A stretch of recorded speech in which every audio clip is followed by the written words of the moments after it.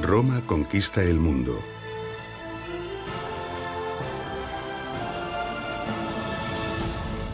La ambición y el orgullo trascienden los campos de batalla y se alojan en el corazón de cada ciudadano romano.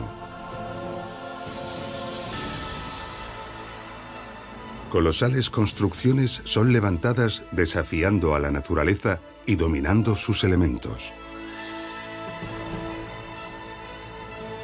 Grandes obras destinadas a la seguridad y comodidad de los ciudadanos y a mostrar la grandeza de Roma.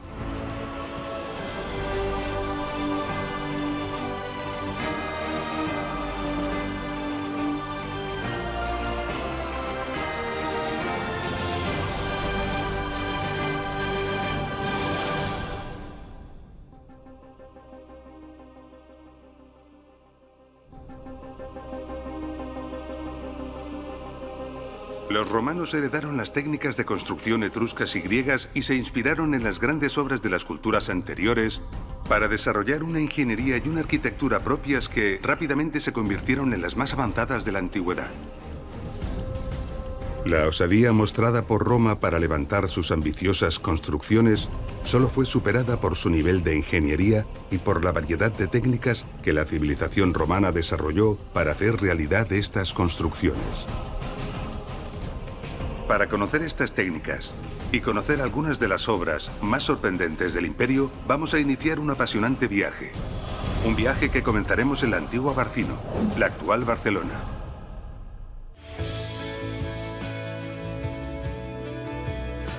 Barcelona es una ciudad moderna y cosmopolita con una gran importancia comercial y financiera. Y una impresionante oferta cultural que la ha convertido en una de las ciudades europeas más visitadas del mundo.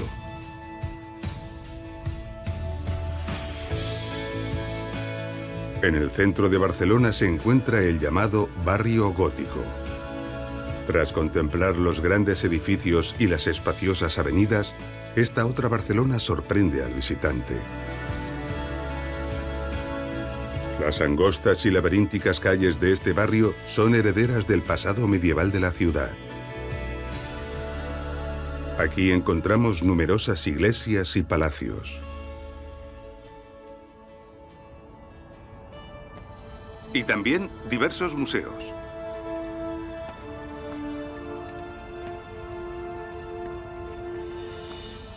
Uno de ellos es este, que forma parte del Museo de Historia de Barcelona. Y en él se esconde una inesperada sorpresa.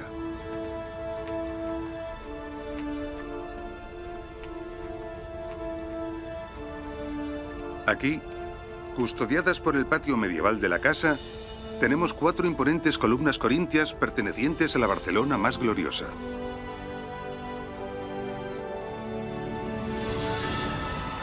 Estas columnas pertenecen al Templo de Augusto. Tienen 9 metros de longitud y sus dimensiones nos permiten reconstruir e imaginar el edificio al que pertenecieron.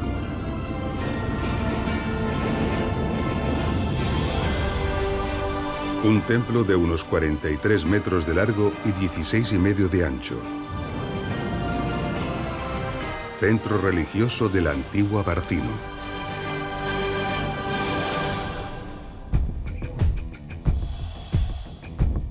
El diseño de esta construcción se basa en un elemento básico de sujeción de la arquitectura universal: la viga de madera. Por su sencillez de uso y gran utilidad, las vigas de madera han sido empleadas sistemáticamente a lo largo de la historia. Estas permiten transmitir las fuerzas que ejercen el peso de los elementos que sostiene hacia sus extremos, transmitiéndolas hacia el suelo mediante los muros o los pilares, ofreciendo un espacio útil bajo ellas.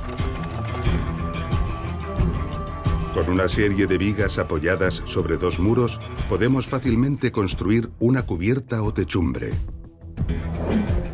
Cuando la viga tiene como función crear vanos en puertas, ventanas o pórticos, recibe entonces el nombre de dintel. El gran templo de Augusto de Barcino es un templo porticado construido a base de dinteles. Este tipo de templos estaban emplazados en los foros de las ciudades romanas. Foros que, por ser porticados, también estaban formados por amplias estructuras adinteladas.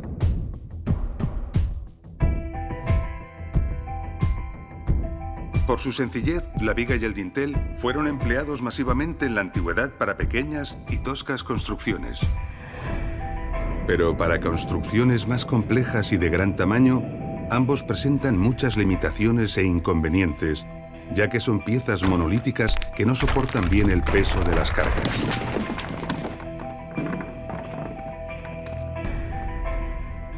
A pesar de estas limitaciones, con ingenio y osadía, algunas culturas levantaron obras prodigiosas empleando el dintel como principal recurso. Extraordinario ejemplo de ello fue la civilización egipcia y la griega. Construcciones imponentes y majestuosas destinadas a impresionar a los ciudadanos y rendir culto a los dioses, pero en realidad muy poco útiles. El verdadero reto al ingeniero y al arquitecto aparecía cuando la construcción debía tener una funcionalidad práctica. Tenían que resolver un problema. Tenían que abordar un desafío. Iremos hasta la parroquia de Posacos, en el bonito condado de Valpasos, en Portugal.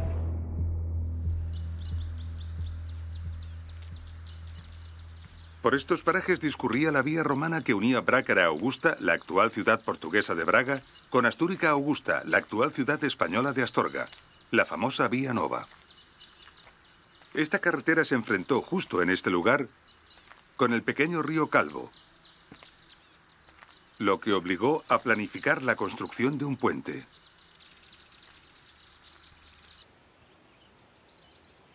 El río Calvo es un río pequeño y la distancia a salvar no es muy grande, unos 7 metros. Pero a pesar de ello, una estructura de vigas tendría que asumir enormes dificultades. Muchos de los vehículos de carga romanos transportaban muchas toneladas de peso y, como hemos visto, la viga tiene el inconveniente de que soporta muy mal las fuerzas en su centro, deformándose y fracturándose con facilidad. Un puente con vigas obligaría a buscar diseños que aumentasen los grosores de las vigas o acortasen los vanos, incrementando el número de estos, haciendo la obra más rudimentaria y convirtiéndola en poco práctica.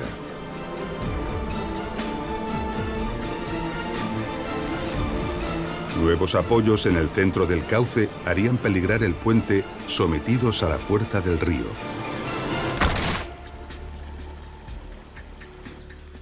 La solución que los ingenieros encontraron para estos casos fue el arco de dovelas, como este que vemos en el llamado Ponte Romano do Arquiño. El puente que se levantó para salvar el río Calvo.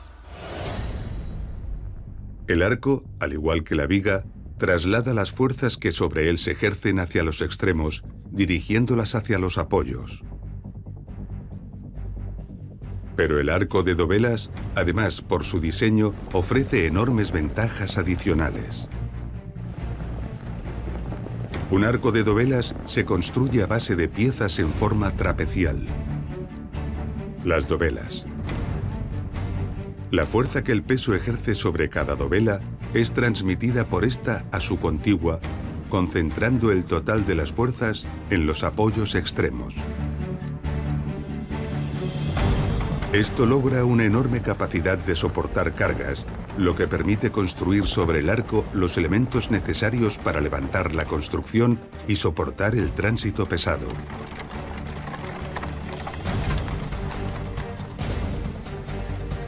Dado que pueden emplearse dovelas de variadas dimensiones y formas, este tipo de arco ofrece una enorme versatilidad y libertad creativa. Al proyectar un arco longitudinalmente sobre su centro, logramos la bóveda. Y si lo giramos sobre el eje vertical que pasa por su centro, formando un casquete esférico, logramos una cúpula. lo que multiplica las posibilidades arquitectónicas de cubrir los espacios edificados de una forma impresionante. Sin embargo, ninguna civilización antes de Roma se atrevió a emplear el arco de dovelas, la bóveda o la cúpula, llevando al máximo sus infinitas posibilidades. Esto fue debido a la complejidad de las reglas que rigen el reparto de fuerzas de las construcciones que los emplean. Para entender lo que estamos diciendo, viajaremos hasta la localidad de Villetel, al sur de Francia.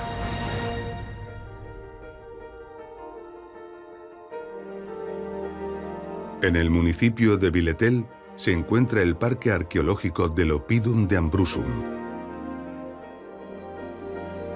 Buena parte de sus restos arqueológicos responden a la mansión de la famosa Via Domitia, una estadio donde se daban servicios de descanso a los viajeros de esta calzada romana.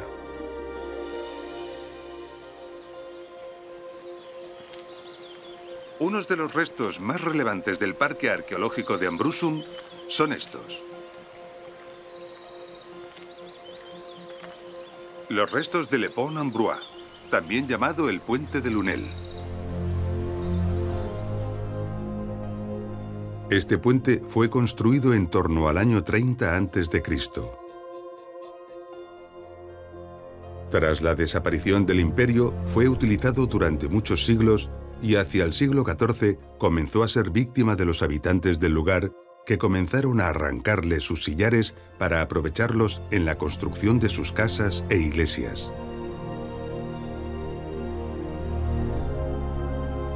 Sabemos que originariamente era una gran obra con 11 arcos.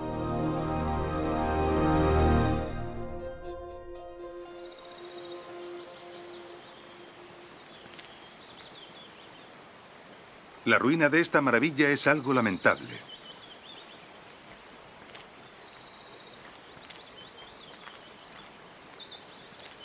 Pero nos ofrece una gran oportunidad. Al dejar a la vista sus entrañas, podemos analizar y comprender los detalles de su interior y deducir algunas de las técnicas que fueron empleadas en su construcción.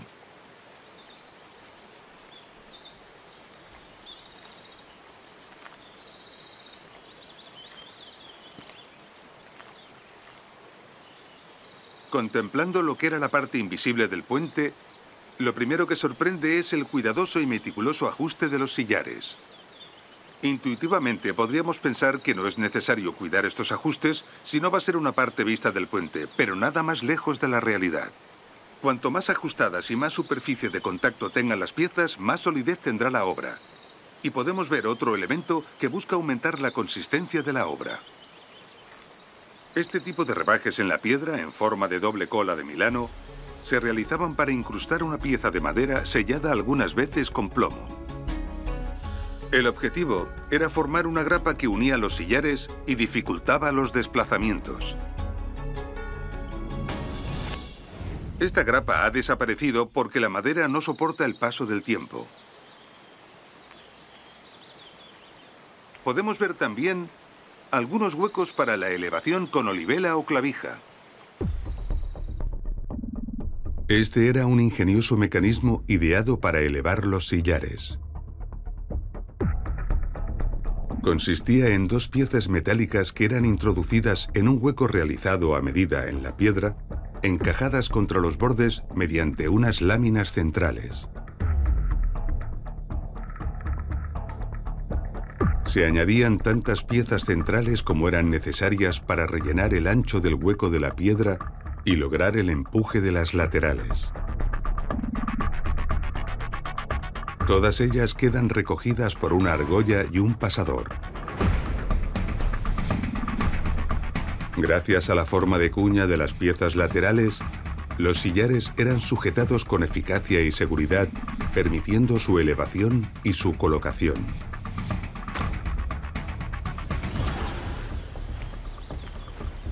En el arranque del arco que ha sobrevivido podemos ver la curiosa forma que tienen algunas dovelas que intencionadamente fueron sobredimensionadas. Podría parecer que fueron realizadas de esta manera por una cuestión estética, Pero la realidad es muy distinta.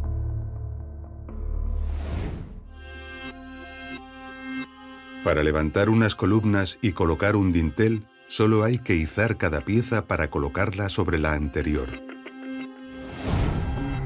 Pero la construcción de un arco exige sostener todas y cada una de las dovelas hasta colocar la última, llamada clave. Es entonces cuando la magia del arco entra en acción y se logra el equilibrio. Nos encontramos pues con la dificultad de sostener las dovelas en su lugar hasta colocar la última. ¿Cómo se lograba esto? La respuesta es construyendo una cimbra. Una estructura de madera que permite recibir y sostener provisionalmente las dovelas. En este puente, la cimbra se sostenía sobre las ménsulas de apoyo. Cuando la última dovela, la clave, era colocada, el arco se sujetaba a sí mismo y la cimbra podía ser desmontada para ser empleada en la construcción de otro arco.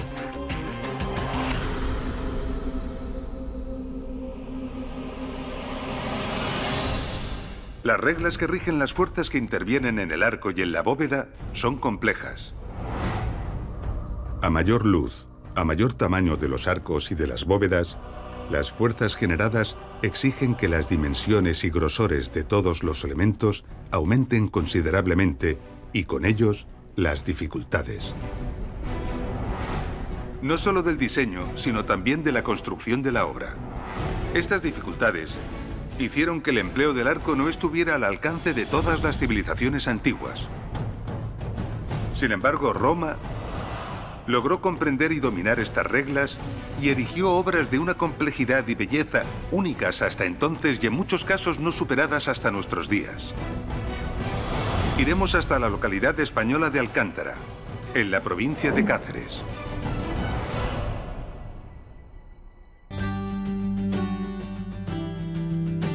Alcántara es un pequeño pueblo con apenas 1.500 habitantes, pero su encanto, su gastronomía y sus tradiciones lo han convertido en un bonito enclave turístico.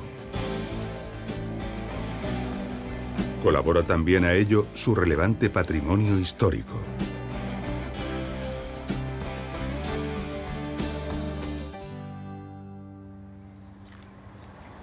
El nombre de Alcántara proviene del término árabe Alcantarat, que significa el puente. Los musulmanes dieron este nombre a la población cuando, al llegar a este lugar en el siglo VIII, se quedaron sin duda impresionados al descubrir este soberbio e imponente puente, el llamado Puente de Alcántara.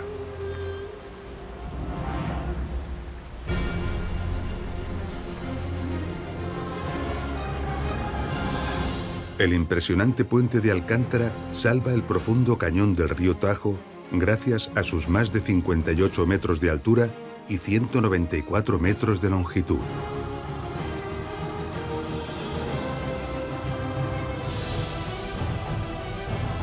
Tras casi 2000 años de historia, el puente de Alcántara sigue cumpliendo su función y asombrando a los viajeros. Y soportando el tráfico moderno. El puente de Alcántara es una maravilla de la ingeniería en muchos aspectos. Merecen destacarse especialmente sus dos arcos centrales con casi 29 y 28 metros de luz y los dos arcos contiguos con cerca de 23. Los ingenieros modernos que han estudiado estas cuestiones saben de la complejidad de las fuerzas y de las tensiones que actúan en arcos de estas dimensiones. Esto era bien conocido por los técnicos romanos, que sabían perfectamente que en estos grandes arcos, aumentar un solo metro la luz del arco multiplica por mucho las dificultades. Sin embargo, parece que esto sirviera a los ingenieros romanos para abordar obras cada vez más atrevidas. Vayamos hasta el Valle de Aosta, en la Italia noroccidental.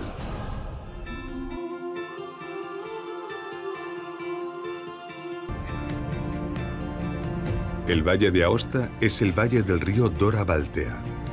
abarca la parte septentrional de los Alpes saboyanos y la parte occidental de los Alpes peninos. En él se encuentran las montañas más altas de Europa, superando muchas de ellas los 4.000 metros de altitud, ofreciendo un escenario alpino de gran majestuosidad y belleza. El Valle de Aosta es actualmente un importante cruce de caminos y también lo fue antiguamente. Importantes calzadas romanas confluían aquí, lo que convertía este valle en un lugar estratégico. Construir carreteras en una orografía tan extrema como esta requiere esfuerzos constructivos enormes. Es por ello que aquí, en el Valle de Aosta, podemos encontrar espectaculares taludes formados a golpe de pico en los grandes desmontes en roca. Y también imponentes muros de contención. Y por supuesto, muchos puentes. Uno de ellos es este. El puente de San Martín, que da nombre a este pequeño municipio. La majestuosidad de esta colosal obra hizo que la imaginación popular atribuyera su construcción al diablo, porque era incomprensible que tal tamaño, perfección y grandeza vinieran del ingenio y la mano del hombre. El arco único del puente de San Martín alcanza los 35,84 metros de luz. 6 metros más que el arco mayor del puente de Alcántara. Ahora sabemos, gracias a la ingeniería moderna, que estas dimensiones están muy cerca del límite estructural que se puede alcanzar. No se conoce un arco de medio punto en piedra mayor que este que haya sobrevivido.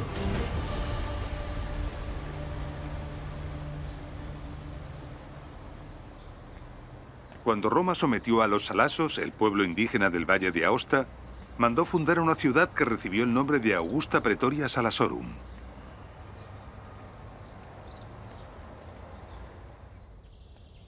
Este enclave fue uno de los bastiones romanos más importantes de los Alpes. Heredera de esta ciudad romana es la moderna y actual ciudad de Aosta, que da nombre al valle.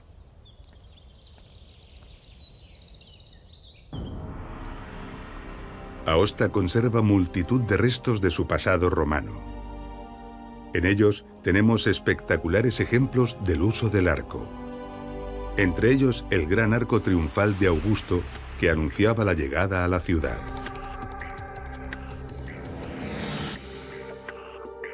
Otro buen ejemplo es la llamada Puerta Praetoria, que permitía el ingreso a la ciudad por el lado oriental.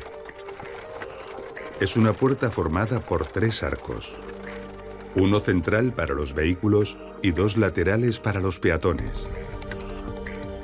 Podemos ver que la puerta conserva todavía algunas placas de mármol originales, indicándonos que todo el exterior estaba forrado, lo que nos permite imaginar la belleza y espectáculo que esta puerta debió ofrecer. Este es un lugar excepcional en el que podemos observar la extremada precisión con la que en ocasiones los canteros romanos ajustaban los bloques de piedra. Si observamos con atención, la precisión es total. No es posible percibir las juntas entre los sillares. Es necesario acercarse mucho y fijarse bien para encontrarlas. Recordemos que cuanta más superficie de contacto existe entre los sillares, la fábrica alcanza mayor solidez. Sin duda, por la unión de sus sillares, este arco se comporta prácticamente como si fuera de una sola pieza. Realmente impresionante y maravilloso. Nuestra máxima admiración a los artífices romanos que hicieron esta obra. Como hemos visto, la precisión que los técnicos romanos lograban para tallar y ajustar los sillares de piedra era asombrosa. Esto siempre ha generado multitud de preguntas acerca de las técnicas que fueron empleadas para extraer, tallar y ajustar los sillares. Para plantear algunas de estas preguntas e intentar responderlas, nos desplazaremos hasta el Médol, un lugar situado a poco más de 7 kilómetros de Tarragona, la heredera de la antigua Tarraco.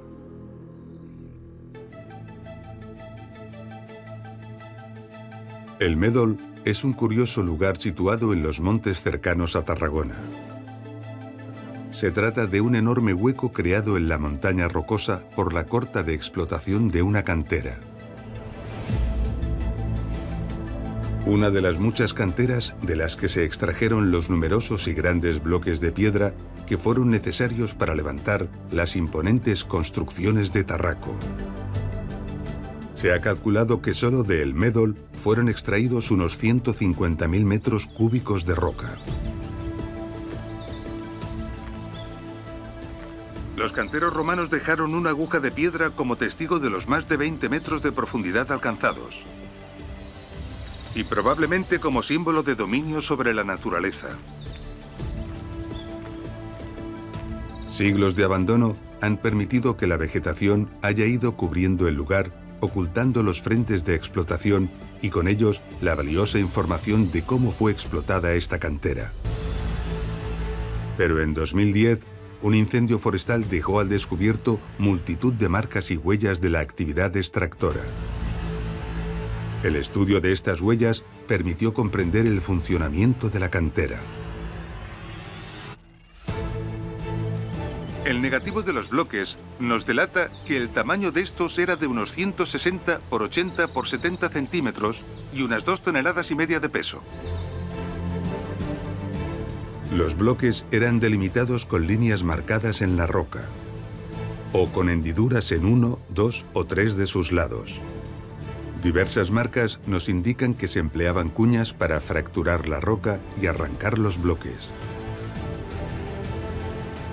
La orografía de la cantera indica con claridad las áreas de circulación, los lugares de control y de entrada y de salida del personal y del material, e incluso de las herramientas.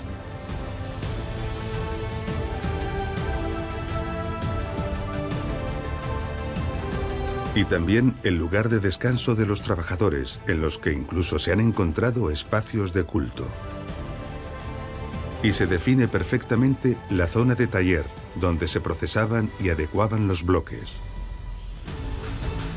Las marcas sobre los sillares encontrados en la zona de taller y sobre algunos restos de ellos delatan el tipo de herramientas que fueron empleadas para aproximar los sillares a la forma definitiva que debían tener.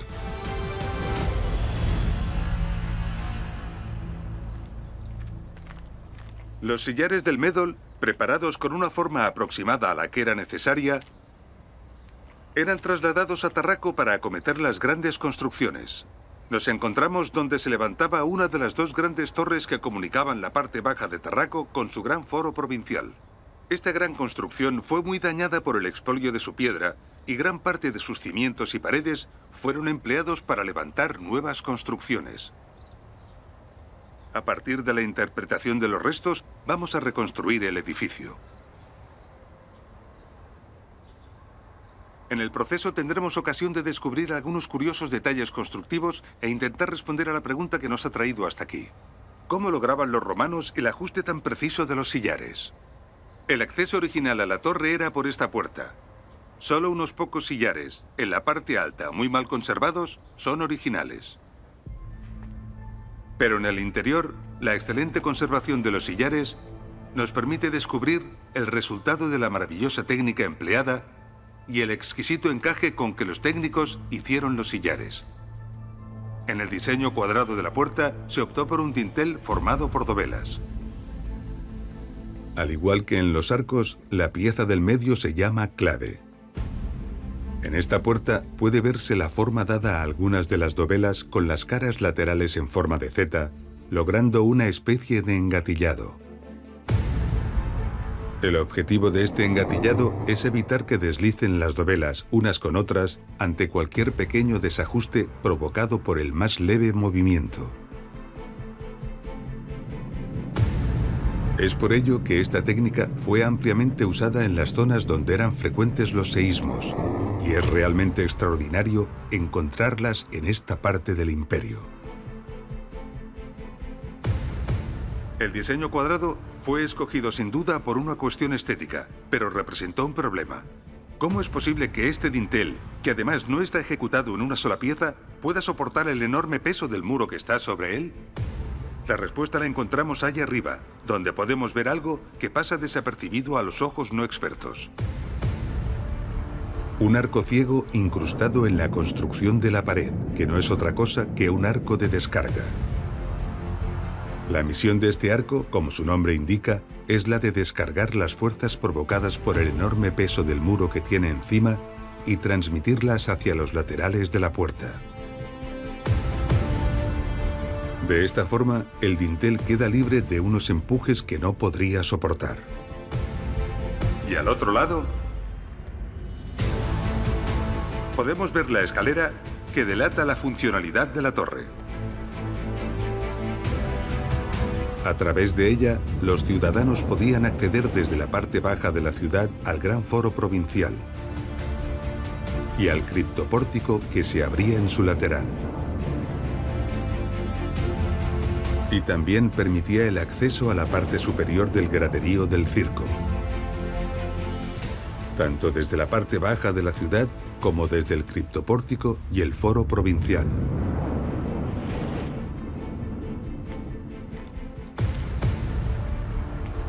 Tal y como ocurre en el puente de Lunel, dado que la obra está parcialmente desmantelada, podemos ver numerosos detalles constructivos que estaban ocultos. Nuevamente impresiona el tamaño de los sillares y la precisión empleada en algo que no quedaba a la vista. Podemos ver los huecos de las grapas en forma de doble cola de Milano, destinadas a coser los sillares entre sí. Y tenemos el detalle de este curioso sillar que está desplazado de su lugar, delatando un intento de expolio sobre él. Y en este lugar tenemos un detalle que también ha quedado al descubierto, pero que ha pasado desapercibido incluso a los modernos estudiosos. Y que es el que nos va a permitir contestar cómo los constructores romanos lograban unos ajustes tan precisos. En este sillar podemos ver dos curiosos huecos horizontales. Si introducimos los dedos, podremos comprobar que estos huecos giran hacia arriba a 90 grados.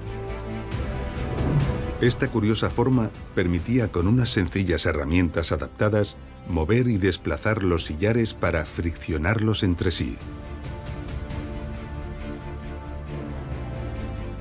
Gracias al gran peso de los propios sillares, la fricción ocasionaba un enorme desgaste. Repitiendo algunas veces este proceso y barriendo la arena resultante, se conseguía, con habilidad y maestría, un desgaste controlado de las superficies, logrando un ajuste prácticamente perfecto. La piedra fue el material de construcción por excelencia de los edificios públicos en la antigüedad. Pero como hemos visto, extraer y manejar las piedras de gran volumen conlleva importantes dificultades y precisa de esfuerzos relevantes. Algunas culturas anteriores a la romana ya conocían que la mezcla de cal, áridos y agua formaba un cuerpo sólido de gran dureza, permitiendo realizar construcciones de gran solidez. Los romanos consiguieron mejorar extraordinariamente esta mezcla. Viajaremos hasta Zaragoza, la heredera de la gran Caesara Augusta.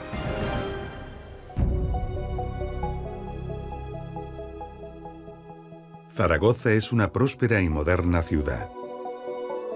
La quinta ciudad más poblada de España.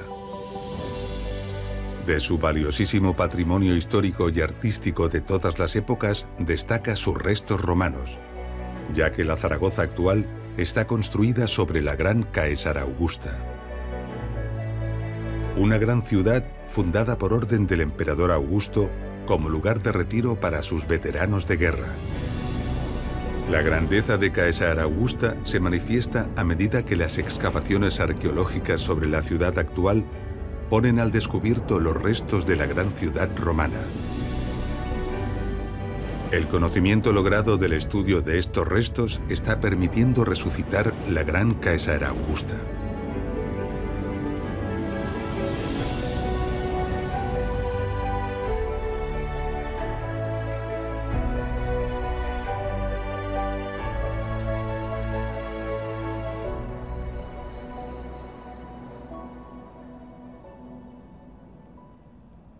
En 1972, un vecino alertó a la prensa de la presencia de unos restos arqueológicos en unas obras de un solar de la ciudad. Diversas excavaciones arqueológicas los pusieron al descubierto. Hoy se pueden admirar aquí, junto a este magnífico museo.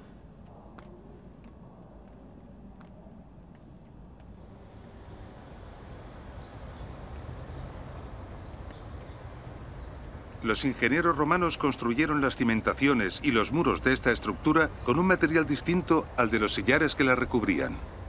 Un material duro y resistente que ha persistido hasta nuestros días. Este material es el hormigón romano, mezcla que ellos llamaban obra cementada u opus caementicium. Los romanos hacían el hormigón mezclando áridos de la mejor calidad y dureza, muchas veces transportados de mucha distancia si no existían en el entorno, con cal también de calidad y con agua, todo ello en las proporciones adecuadas. La mezcla al inicio es fluida y fácil de manejar, y se le podía dar cualquier forma con el empleo de encofrados, estructuras de madera de sujeción temporal. Pronto la masa se solidifica, creando un material de enorme dureza y resistencia. Los encofrados podían entonces ser retirados para volver a ser aprovechados. Podemos ver en muchos de estos restos las marcas de los tablones empleados para los encofrados. Con la capacidad de abordar con este material casi cualquier geometría, los ingenieros aprovecharon los conocimientos que tenían sobre el arco y las bóvedas para construir en hormigón ingeniosas y atrevidas estructuras.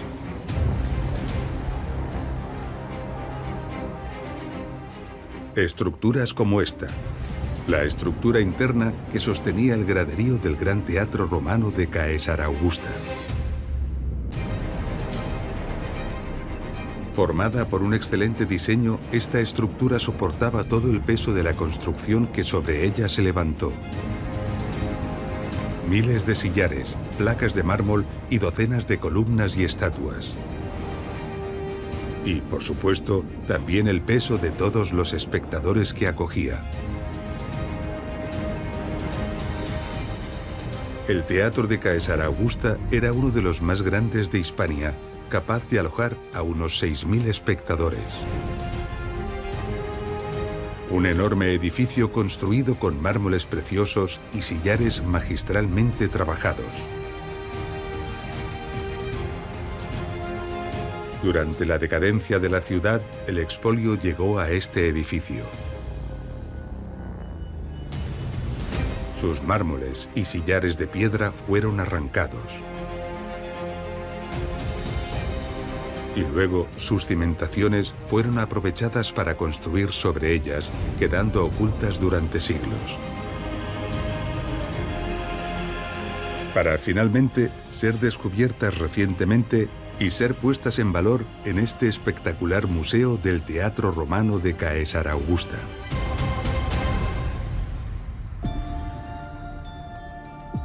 Como hemos visto, una gran estructura interna soportaba el Gran Teatro de Caesarea Augusta. Un esfuerzo constructivo y de diseño que cuando la obra está acabada pasa fácilmente desapercibido. Hay otro elemento fundamental e importantísimo de toda obra que pasa aún más inadvertido: la cimentación. Iremos a la ciudad española de Mérida, la que fue la gran colonia Augusta Emérita.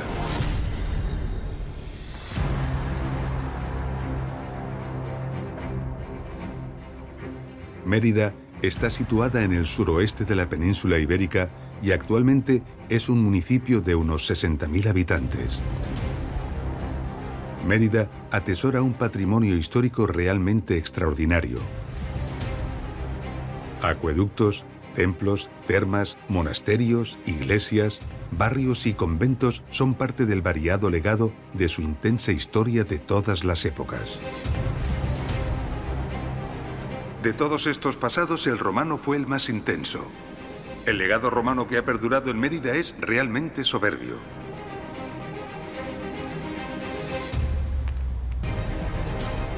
En pleno centro de Mérida nos encontramos con los impresionantes restos del templo de Diana. adintelado como el del templo de Augusto de Barcino.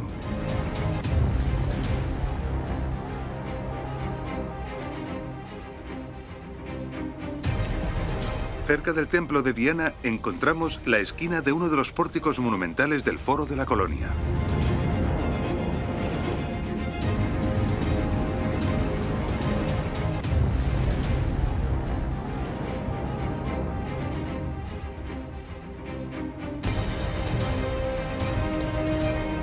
Al norte, con 15 metros de altura y casi 9 de luz, encontramos el Arco de Trajano.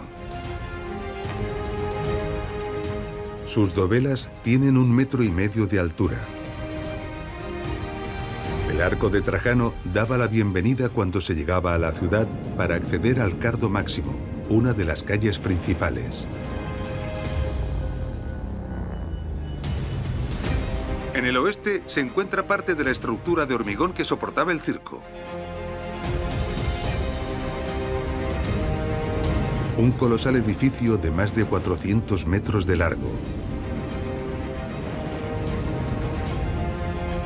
capaz de alojar a unos 30.000 espectadores.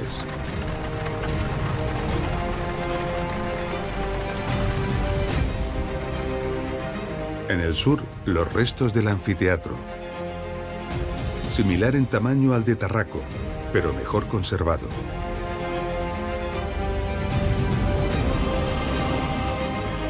Y los del teatro, prácticamente idéntico en tamaño al de Caesar Augusta, pero parcialmente reconstruido.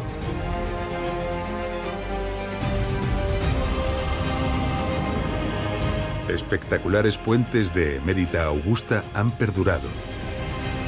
El que permitía salvar el río Albarregas al abandonar la ciudad por el norte, con 4 arcos para alcanzar los 125 metros de largo y casi 8 de ancho. Y el que permitía salvar el río Guadiana por el lado sureste de la ciudad. 60 arcos para alcanzar sus impresionantes 790 metros de longitud. El puente más largo que ha perdurado de la antigüedad romana.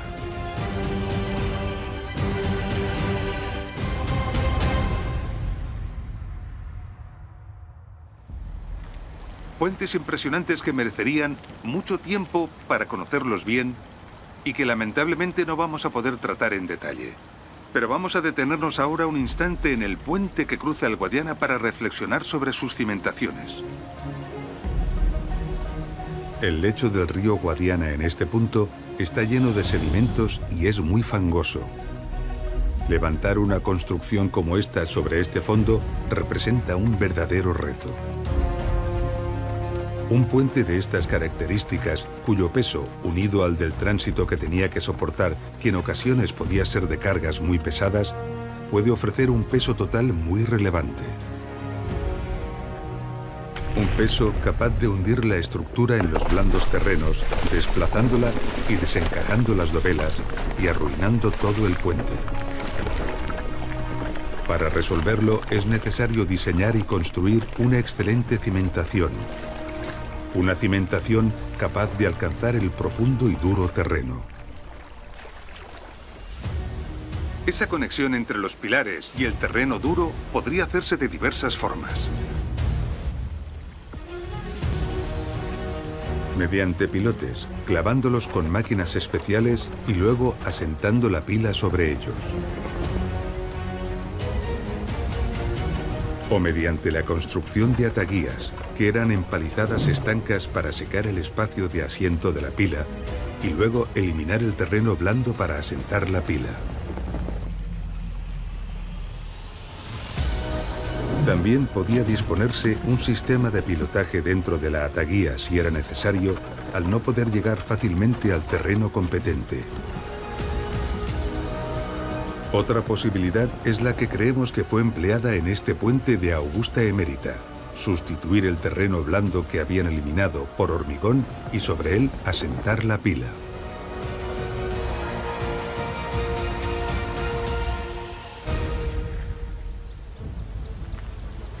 Podemos aprovechar también este puente para fijarnos en otro detalle habitual en muchas construcciones romanas.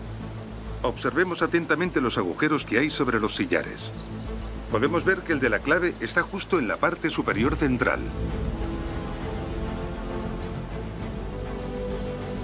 Y luego los del resto de dovelas se van desplazando según ésta se aleja de la clave de forma simétrica a cada lado.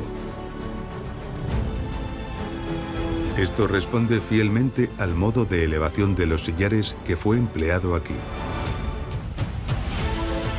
Los sillares eran elevados por grúas que multiplicaban la fuerza del hombre gracias a ingeniosos grupos de poleas. Para sujetar los sillares se empleaban distintos métodos que eran escogidos de acuerdo con su eficacia y funcionalidad en cada caso. Recordemos, por ejemplo, el uso de la clavija que pudimos ver en el puente de Lunel.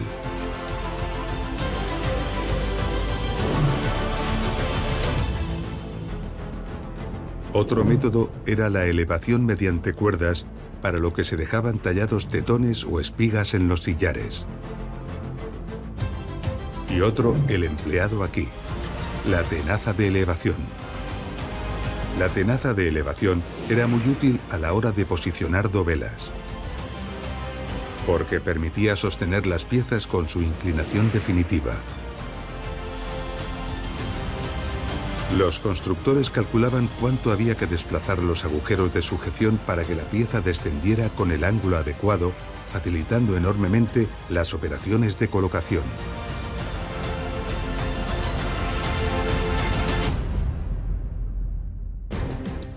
Miles de estructuras y de edificios merecerían nuestra atención, algo imposible, porque requeriríamos cientos de horas de documental. Pero hay una obra que no podemos obviar y cuya explicación y perfecta comprensión nos obliga a realizar una visita. Hablamos de un edificio que representó un hito en la pericia constructiva de la historia de la humanidad. Un alarde de la ingeniería que sería imperdonable que no analizásemos y admirásemos. Iremos hasta Roma, la ciudad eterna. La cantidad de grandes obras y la riqueza de los restos arqueológicos que Roma acoge de su época imperial es abrumadora. Algunas han sido valoradas como extraordinarias por los ciudadanos del mundo en todas las épocas, independientemente de su formación y capacidad de entendimiento.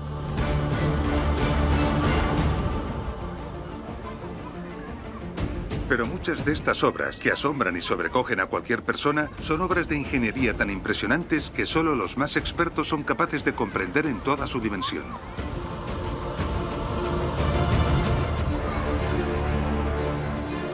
Escondido entre las callejuelas del barrio de Trevi, muy cerca de la Plaza Navona, se encuentra el Panteón de Agripa. Seguramente una de las obras de ingeniería romana mejor conservadas de toda Roma. El arquitecto que diseñó el templo de Agripa planificó un pórtico de 34 por 16 metros, con 16 impresionantes columnas monolíticas de granito gris traído de Egipto de casi 1,5 metros de diámetro, 12 metros de altura y unas 80 toneladas de peso. Y coronadas por unos enormes capiteles corintios de 2,5 metros de altura. Tras el pórtico hay un cuerpo intermedio que hace de conexión con un gran espacio circular. En este espacio circular, en el nivel inferior, se abren 7 amplias exedras, salas de planta trapecial y semicircular alternadas. Todas ellas enmarcadas por un orden de pilastras y columnas. Una fila de ventanas compone un segundo nivel. Sobre este segundo nivel se sostiene una cúpula en cuyo centro se abre un óculo de 9 metros de diámetro. Los datos de la cúpula del Panteón de Agripa, desde el punto de vista de la ingeniería, son realmente asombrosos. Su colosal diámetro es de 43,56 metros, lo que la convierte en la cúpula más grande jamás construida por el hombre en hormigón en masa. Este colosal reto, incluso para cualquier ingeniero actual, fue asumido y llevado al éxito por Apolodoro de Damasco, el arquitecto que recibió el encargo del emperador Adriano en el año 118 para construir el Panteón. Su diseño fue tan acertado que la prodigiosa obra ha resistido casi 2000 años, sin reformas ni refuerzos, incluso sufriendo expolios y terremotos. ¿Cómo lo logró Apolodoro de Damasco? El análisis y estudio del edificio nos permite comprender el diseño y la inteligente técnica constructiva. Apolodoro recurrió a varias técnicas combinadas. La cúpula fue construida mediante 7 anillos sucesivos concéntricos de hormigón, soportados todos ellos por una cimbra radial que se apoyaba en el óculo y la cornisa del arranque interior de la cúpula.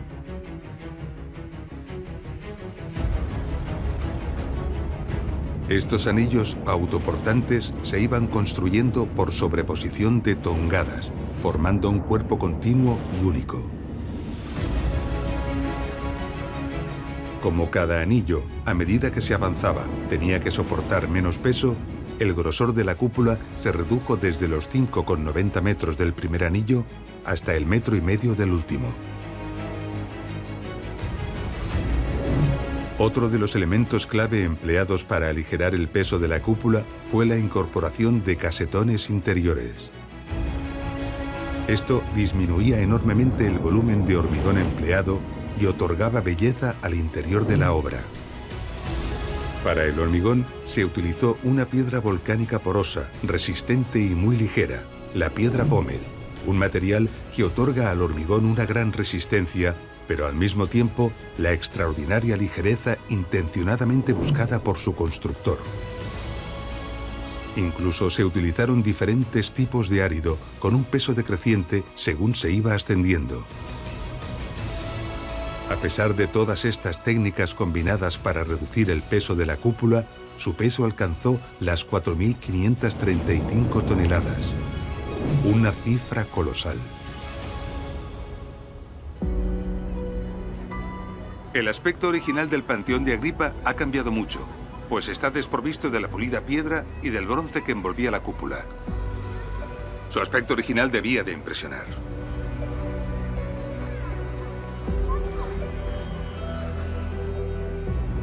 Pero sin duda, lo que debía realmente de impresionar era acceder al edificio.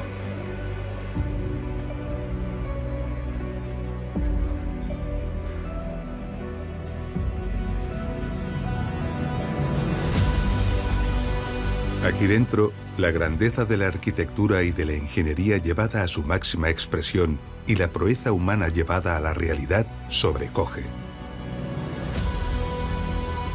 Es muy difícil describir lo que se siente cuando estás aquí dentro. Especialmente si comprendes la ciencia que esta maravilla encierra.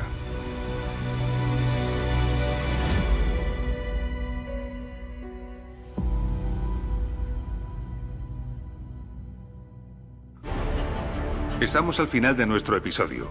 En él hemos comprendido la ambición y capacidad de la civilización romana para innovar a la hora de diseñar y levantar obras como ninguna otra civilización logró. Hemos comprendido las técnicas y tipos de estructuras que los arquitectos e ingenieros romanos emplearon para diseñar sus construcciones. Y cómo aprovecharon magistralmente la versatilidad y las ventajas que los diversos materiales de construcción disponibles les ofrecían. Hemos conocido algunas de las técnicas de construcción que emplearon y algunas de las máquinas que fueron necesarias para manejar los pesados materiales de construcción. Hemos contemplado y analizado algunas de las obras más relevantes y admirables del imperio para acabar maravillándonos con el Panteón de Agripa, una de las construcciones más impresionantes y prodigiosas de la historia de la humanidad. Pero las grandes obras de la civilización romana van mucho más allá de los puentes, las ciudades y los edificios. Los puertos romanos son impresionantes obras de ingeniería, tan admirables como desconocidas hoy. Tendremos la ocasión de descubrirlas, conocerlas, comprenderlas y admirarlas en el siguiente episodio. Nos vemos en Ingeniería Romana, Puertos.